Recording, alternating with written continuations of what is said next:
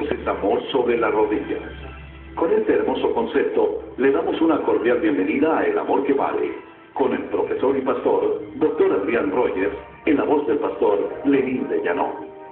Si a usted le pusieran a escoger entre viajar en la primera clase del barco más famoso de la historia, y me refiero al Titanic, o disfrutar de un largo viaje sin punto fijo de llegada, y esta vez me refiero al Arca de Noé, ¿qué escogería?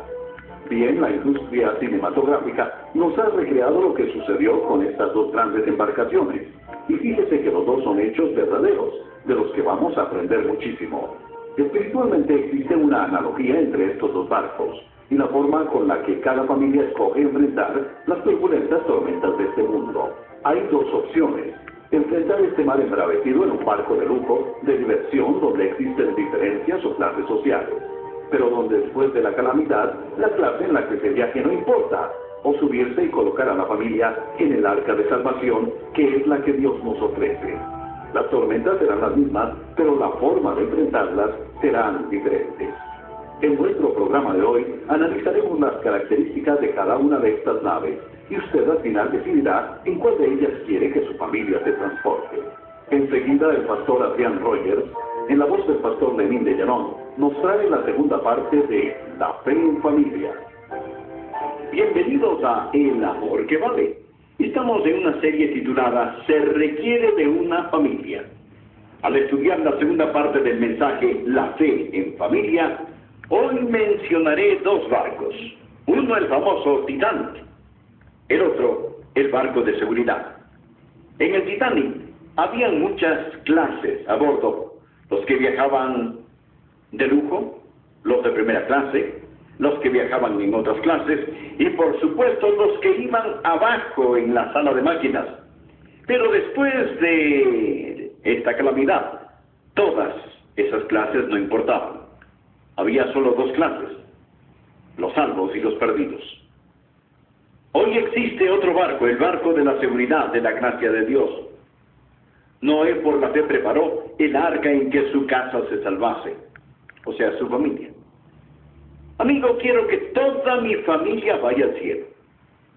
Eso no significa que usted puede creer por sus niños, significa que usted necesita tener un poco de previsión, de prudencia. Necesita hacer algunas preparaciones, necesita decir: yo quiero que toda mi familia esté a bordo del arca de seguridad. ¿Es la fe la característica esencial de su familia? ¿Es su familia lo suficientemente fuerte para soportar las tormentas turbulentas de este mundo? ¿Está usted y su familia a bordo del barco de la seguridad, de la gracia de Dios? Deseo utilizar como ilustración el famoso Titanic, puesto que se ha convertido en una gran lección práctica que los predicadores han usado y supongo que continuaremos usando a través de las edades hasta que Jesús regrese. Al Titanic se le llamó el barco que no se podía hundir, y eso fue lo único que hizo. Era un monstruoso palacio flotante. Zarpó el 10 de abril de 1912. Era un esplendor de lujo sin igual. Tenía salones de baile, salones de belleza, canchas de tenis, baños, sauna, lo que usted pueda imaginarse.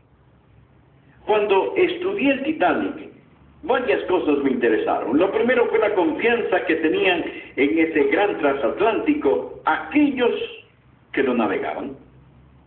Todos los marineros a bordo confiadamente decían que ese barco no se podía hundir. Bruce Ismay, el presidente de la firma, declaró: no puedo imaginarme ninguna condición que causaría que la nave se hundiese. No puedo imaginarme ningún desastre que le suceda a este barco. La construcción naval moderna ha ido más allá de eso. Él simplemente dijo que no podía pasar. Con razón la tripulación afirmaba sin pensar: ni siquiera Dios mismo podría hundir esta nave.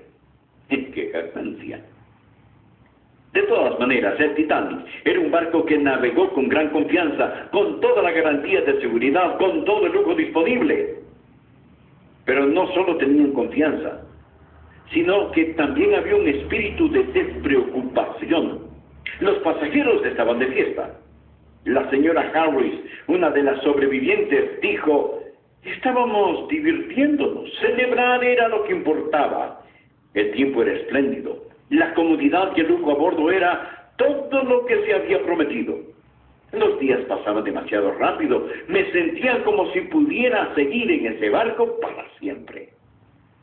Así que navegaban un barco que no se podía hundir, pasando un tiempo maravilloso, y los que estaban a cargo repetidamente anunciaban: todo está bien, y las luces resplandecen brillantemente. Sin embargo, las luces estaban a punto de apagarse.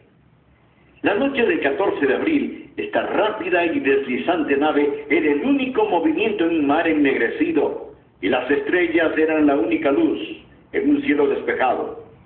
Y el mar estaba en calma.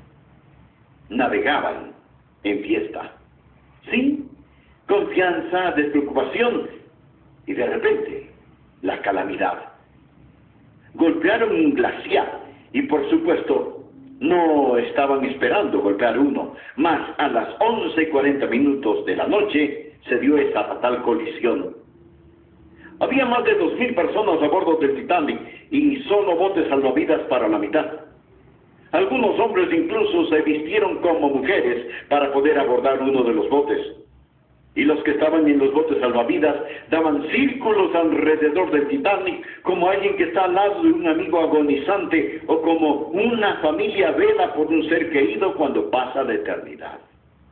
Le daban vueltas a ese poderoso palacio flotante al deslizarse hacia una tumba de agua, escuchando el clamor de los sobrevivientes que, dejados atrás, luchaban en esas aguas congeladas, lamentos agónicos, suplicando ayuda.